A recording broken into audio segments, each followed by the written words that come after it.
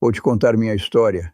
Nasci em 1º de janeiro de 1924, em Omaha, Nebraska.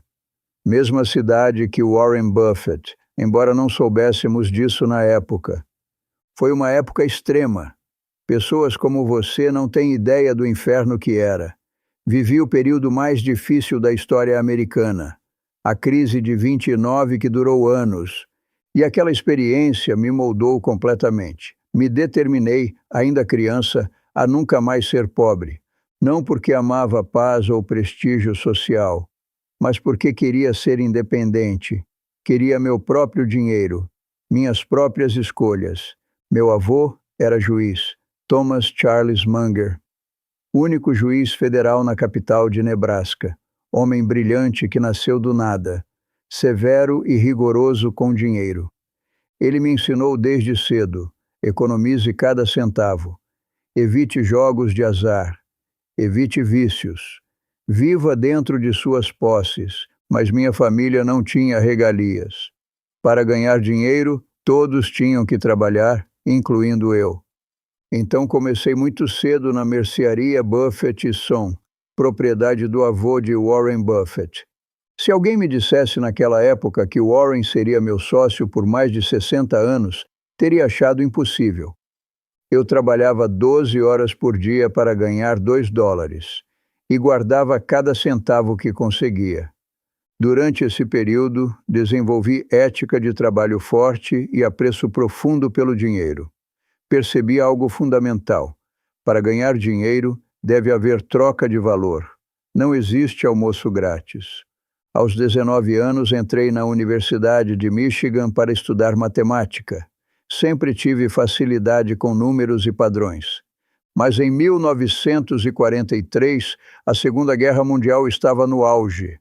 O ataque surpresa em Pearl Harbor forçou muitos jovens a sair do colégio e entrar no serviço militar. Me alistei no exército americano. Servi até 1946 como segundo tenente da Força Aérea. Mas eles descobriram que eu possuía QI extraordinário. Fui designado para servir como meteorologista, analisando padrões climáticos para a guerra. Foi uma guerra muito difícil. Era ciência muito empírica naquela época. Fazíamos mapas do clima, colocávamos dados no mapa, e então analisávamos esses mapas, um seguindo o outro, para ver como os sistemas climáticos se moviam. Foi assim que prevíamos o clima. Era arte tanto quanto ciência. Durante o serviço militar, estudei no Caltech, na Califórnia, física e meteorologia. Enquanto fazia curso de física para me preparar, aprendi a pensar como físico.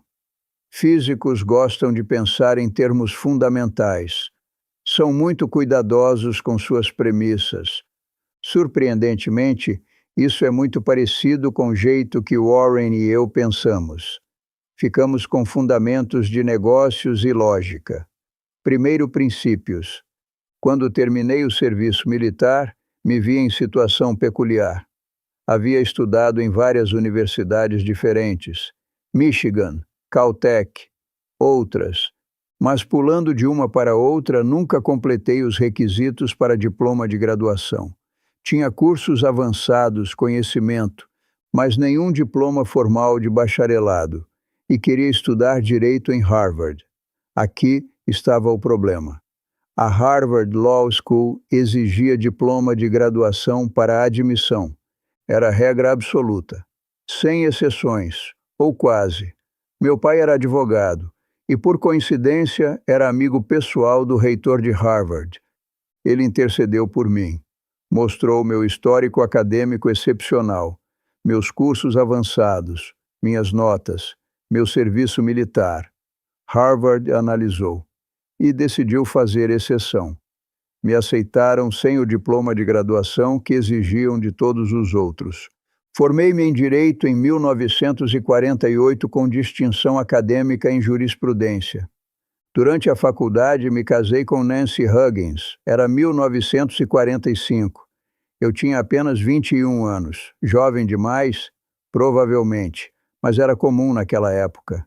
Muitos se casavam cedo. Tivemos 3 filhos rapidamente, um atrás do outro. De repente me vi com família completa, casa em bairro jovem, responsabilidades de adulto. Formado em Harvard, fui para a Califórnia exercer a profissão. Passei no exame da ordem em 1949. Comecei como associado no escritório Wright e Garrett, salário de $275 por mês. Parece pouco hoje, mas era acima da média naquela época. Me sentia bem com a vida. Graduado em Harvard, emprego decente, família crescendo. As coisas pareciam ter se encaixado. Não demorou para eu abrir meu próprio escritório, Munger, Tolles e Olson. Foco em mercado imobiliário e transações comerciais. Estava construindo carreira, ganhando nome, acumulando clientes. Por fora tudo funcionava, mas em casa as coisas estavam desmoronando. Eu trabalhava demais, estava sempre fora, construindo escritório, buscando clientes, tentando me estabelecer. Nancy ficava sozinha com 3 crianças pequenas, sem apoio, sem tempo comigo. O casamento começou a rachar. E em 1953, após 8 anos juntos, nos divorciamos. Foi devastador. Hoje, divórcio é comum.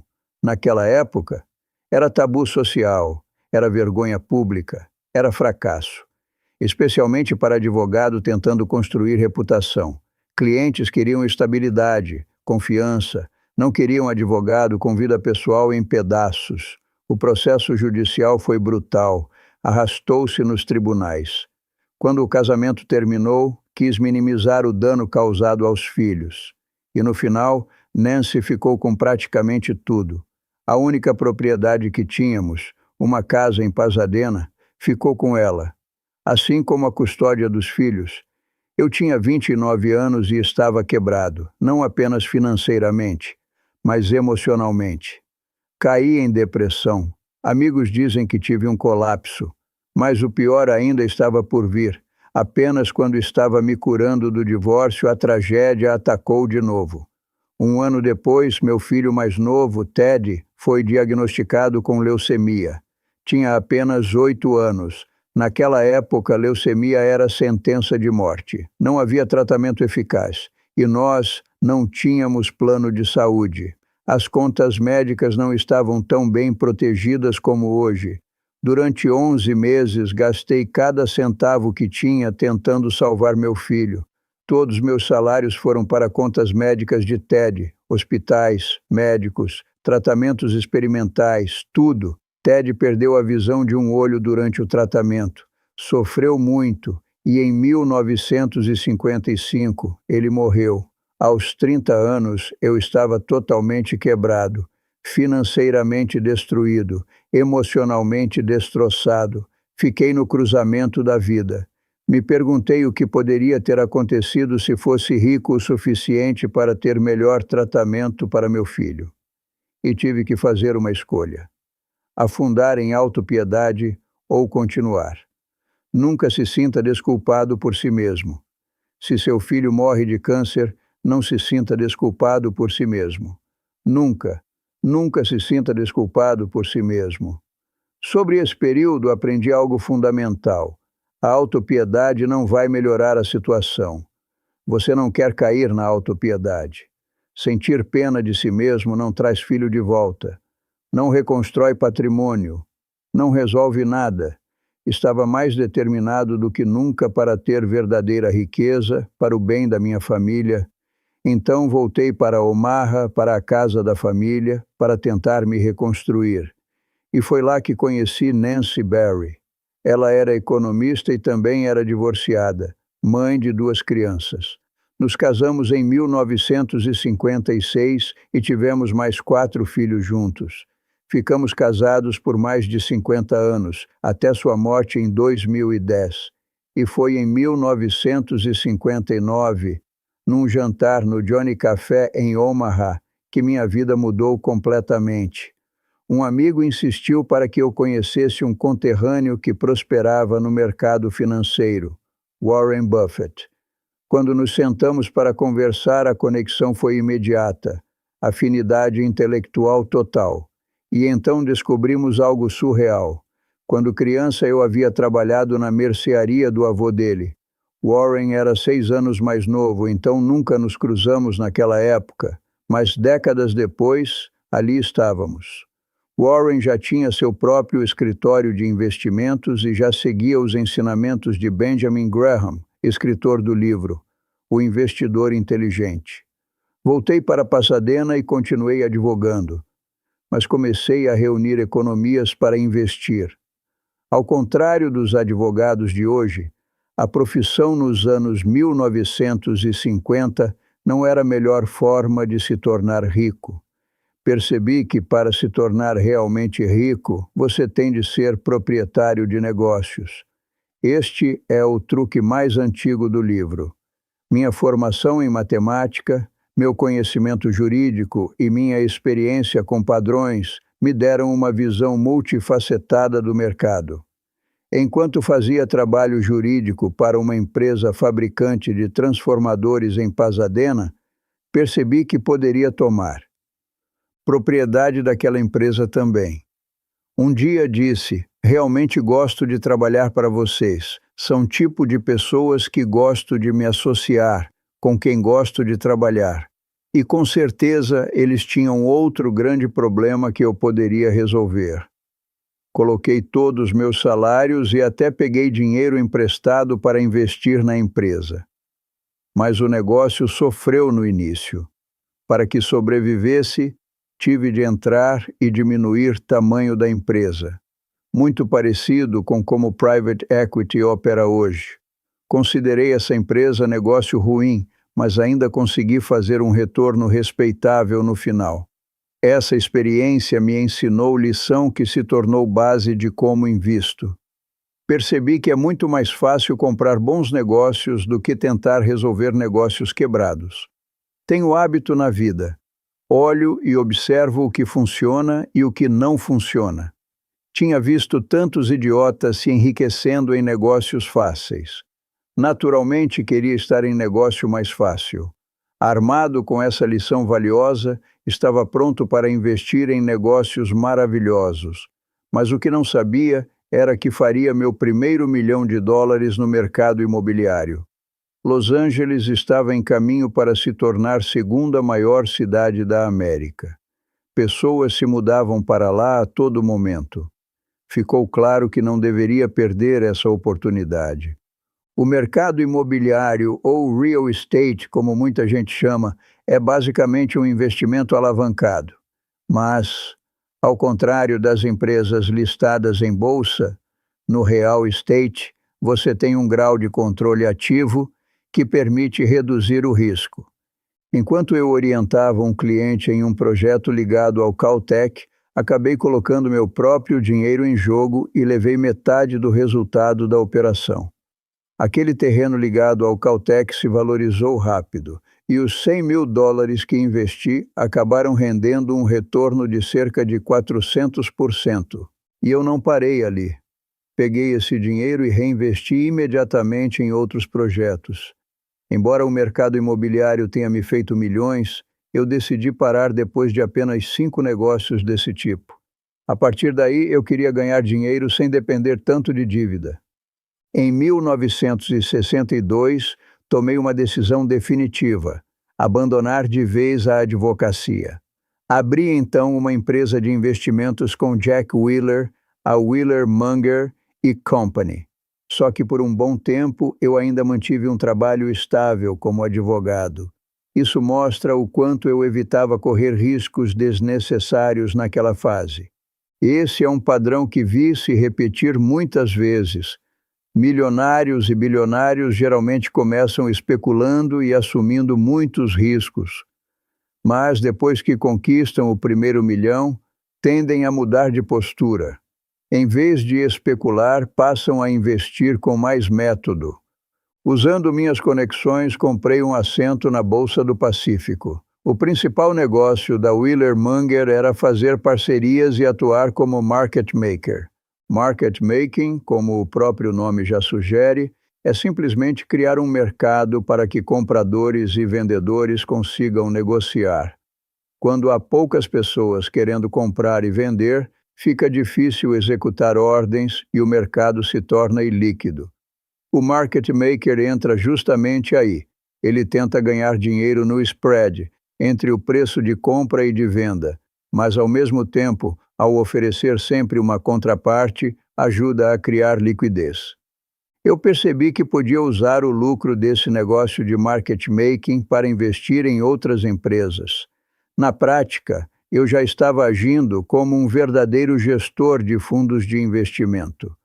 Começamos a comprar empresas pequenas, como uma fabricante de máquinas de lavar louça, e até investimos em alguns créditos ligados a cartas de crédito. Desde o início, minha filosofia era simples e muito clara: qualidade acima de preço, sempre. A maioria dos investidores se concentra em comprar o mais barato possível. Eu preferia comprar empresas excelentes, mesmo que elas parecessem caras naquele momento. Empresas com uma gestão que pensa como dona, com vantagens competitivas reais, com fundamentos sólidos. Naquela época, o Warren ainda seguia quase à risca os ensinamentos de Benjamin Graham: foco em preço, valor intrínseco e diferença em relação ao valor de mercado. Isso funcionava, mas tinha um problema. Ele tinha sido treinado para caçar barganhas em empresas medíocres, e mesmo dando dinheiro, era difícil escalar esse tipo de estratégia. Além disso, era desconfortável. Você frequentemente acabava envolvido em situações de liquidação, fechamento de fábricas, demissões. Quem realmente quer passar a vida fazendo isso? Eu convenci o Warren a mudar o foco, a olhar menos para barato e mais para excelente, a priorizar qualidade. Essa mudança transformou completamente a abordagem dele. Diferente de muitos investidores do período, minha estratégia era concentrada em poucas empresas, geralmente menores, mas com alto potencial de crescimento. Meu portfólio era bem focado. Isso tornava meus resultados muito voláteis no curto prazo, mas, no longo prazo, essa concentração em boas oportunidades gerava uma performance muito melhor do que a da maioria. Em 1965, convenci o Warren a comprar ações da See's Candies, uma fabricante de chocolates e balas da Califórnia. Era um negócio extraordinariamente bom, embora pequeno em escala. Investimos $25 milhões e, ao longo do tempo, esse investimento gerou mais de $2 bilhões de lucro antes de impostos. Usamos esse fluxo de caixa para comprar outras empresas.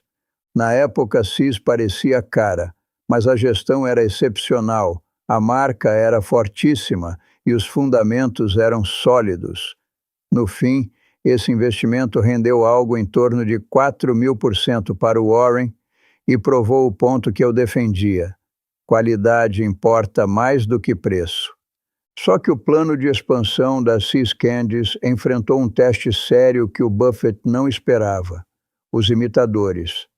Em 1973, a Russell Stover Candies decidiu partir para cima e tentar derrotar a See's no próprio território dela. Eles começaram a abrir lojas praticamente idênticas às da See's, com o nome Mrs. Stover's, uma cópia descarada. O CEO da See's, Chuck Huggins, sabia exatamente quem chamar para lidar com isso: eu. Eu tratei o problema da See's com mão firme. O Warren costuma dizer: se tivermos um problema, você ataca imediatamente. Litígio é caro demais para deixar crescer. Eu montei um time de advogados de primeira linha e partimos para cima da Stover como mercenários jurídicos. Estávamos preparados para ir à guerra. Funcionou. A Stover recuou rapidamente e abandonou a ideia. E mais importante ainda, nenhum outro fabricante de doces se arriscou a tentar a mesma coisa depois disso. Durante esses anos eu lia de forma obsessiva. O Warren costuma ler de 300 a 500 páginas por dia. Há relatos de que eu lia ainda mais do que ele. Não por competição, mas porque eu entendia que conhecimento se multiplica. Cada livro que você lê torna o próximo ainda mais valioso. Foi nesse contexto que eu desenvolvi um dos meus princípios centrais, o círculo de competência. Eu só atuo em áreas que realmente domino, e com a mesma convicção reconheço, sem ego, tudo aquilo que eu não sei. A maioria das pessoas é incapaz disso. Elas não conseguem admitir ignorância, então acabam investindo em coisas que não entendem e, inevitavelmente, perdem dinheiro. Meus investimentos sempre foram concentrados. Poucas ações, poucos negócios, mas eu conhecia cada um deles em profundidade. Uma das minhas jogadas mais famosas foi com a British Columbia Power, uma empresa canadense de energia. Havia sinais claros de que o governo canadense pretendia comprar a companhia por um preço acima do valor de mercado. Eu analisei tudo com cuidado e concluí que era uma operação praticamente sem risco, com uma rentabilidade estimada de 15%. Então eu fiz algo que a maioria das pessoas jamais teria coragem de fazer. Reuni todo o capital dos meus investidores, todo o meu patrimônio pessoal e todo o dinheiro que eu conseguia pegar emprestado. E comprei ações da empresa, basicamente, tudo que eu podia. E deu certo. A operação funcionou e eu colhi os frutos. Mas em 1973, o segundo choque do petróleo mudou completamente o cenário. O mercado despencou. Depois de anos de retornos extremamente expressivos, eu tive perdas de 32% em 1973 e 31% em 1974. Os clientes entraram em pânico. A reclamação foi tão grande que eu decidi liquidar todas as posições e fechar a parceria. Esse episódio me ensinou algo crucial. A maioria das pessoas não consegue lidar com volatilidade. Elas querem retorno sem risco, ganho sem perda, lucro sem dor. Isso simplesmente não existe.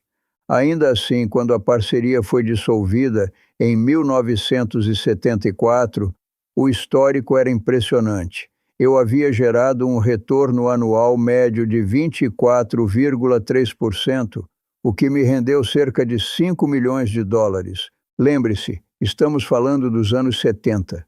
Ser milionário naquela época era algo muito diferente de hoje.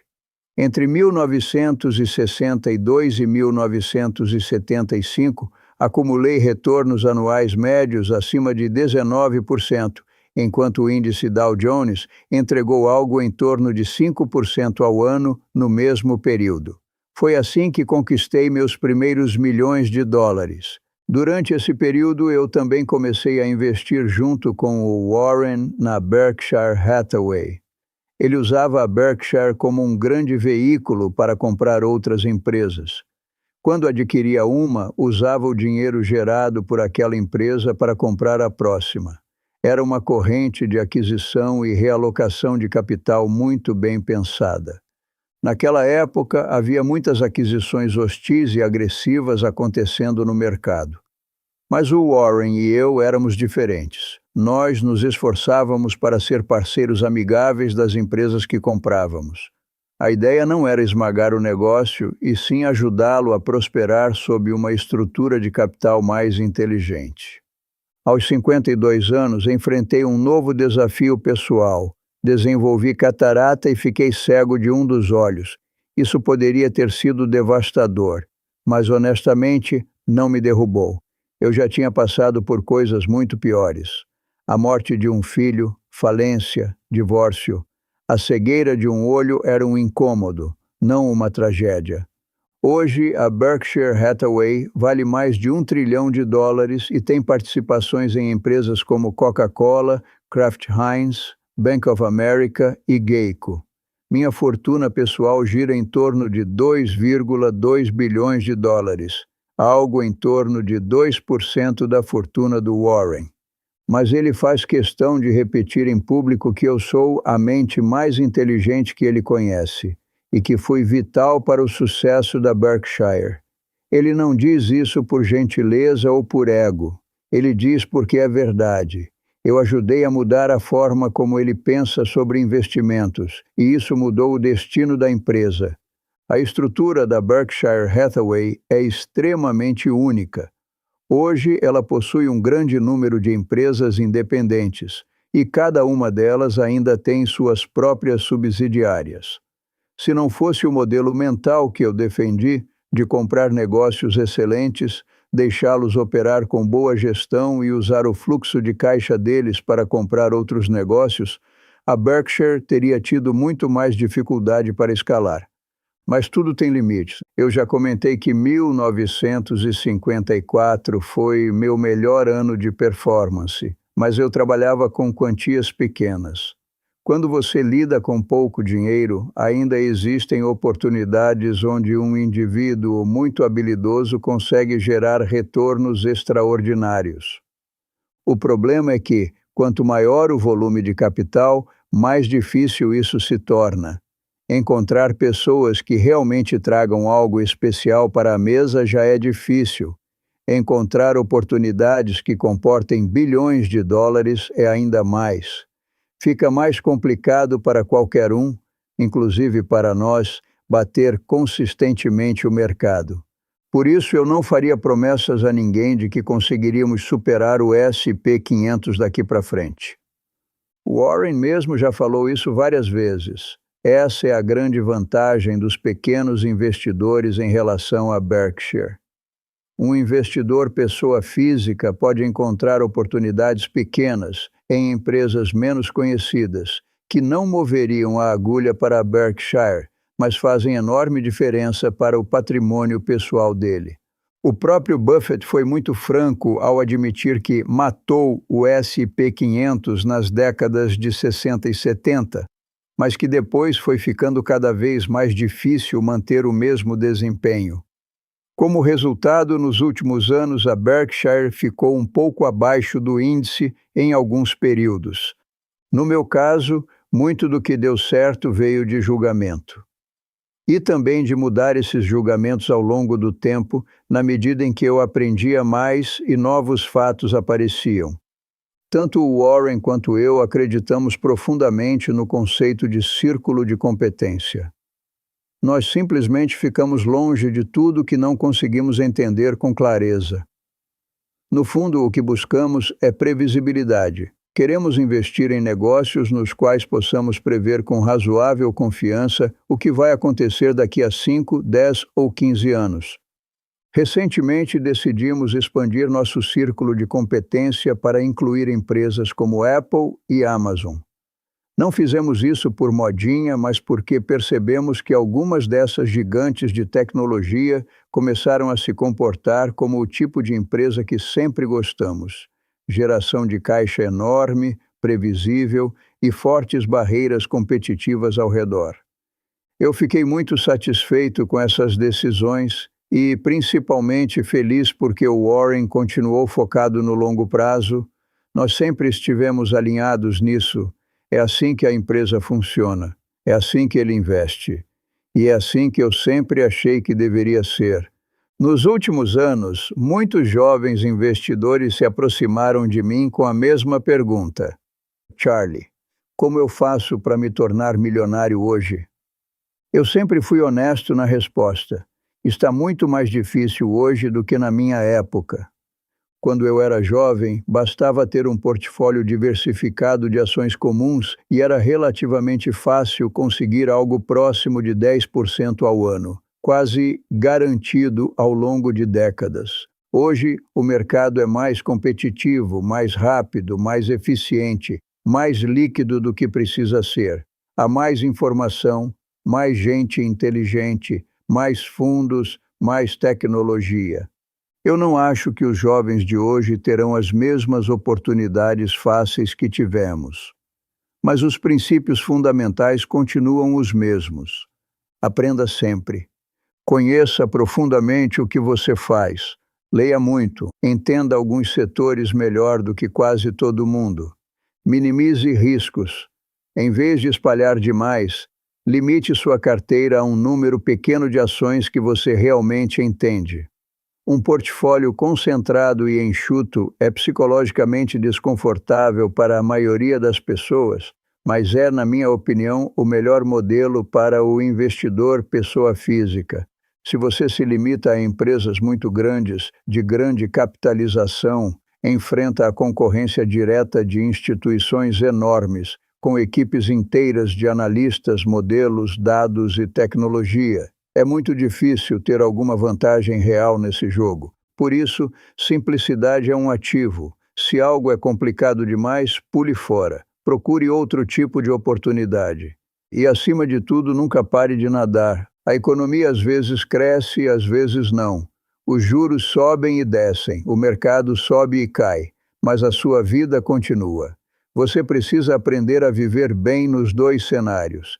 Às vezes, a maré está a seu favor, às vezes está contra você, mas você segue nadando mesmo assim. É isso que importa. Eu perdi um filho, fiquei cego de um olho, fali, reconstruí tudo, várias vezes.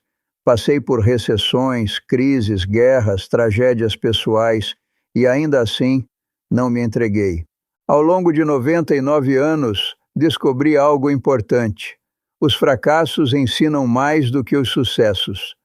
O sofrimento constrói mais caráter do que o conforto. Eu não desejo sofrimento para ninguém, mas quando ele vier, e ele vai vir, não se afunde em autopiedade. Continue nadando. Essa é a única escolha que realmente conta. Com o tempo, talvez eu tenha acumulado mais lições e experiências do que a maioria das pessoas. Como alguém treinado em pensamento lógico, aprendi a olhar para os negócios a partir de primeiros princípios. O que funciona, o que não funciona e por quê. Sem romance, sem ilusão, só raciocínio. Cheguei a uma ideia muito cedo na vida. A maneira mais segura de conseguir o que você quer é se tornar alguém que merece o que quer. É uma ideia muito simples, quase óbvia, mas poderosíssima. É a versão prática da regra de ouro. Quando olho para trás, não valorizo só os sucessos. Valorizo principalmente as lições. E entre todas, a maior delas é esta: paciência e disciplina vencem genialidade e sorte, sempre. Essa é, no fim, a minha história. Não uma história de glória perfeita, mas de resiliência, de continuar nadando, aconteça o que acontecer. Foi assim que eu me tornei uma das figuras mais icônicas dos negócios. E foi assim que, meio século depois daquele garoto pobre da Grande Depressão, acabei ajudando a construir um dos maiores impérios empresariais da história.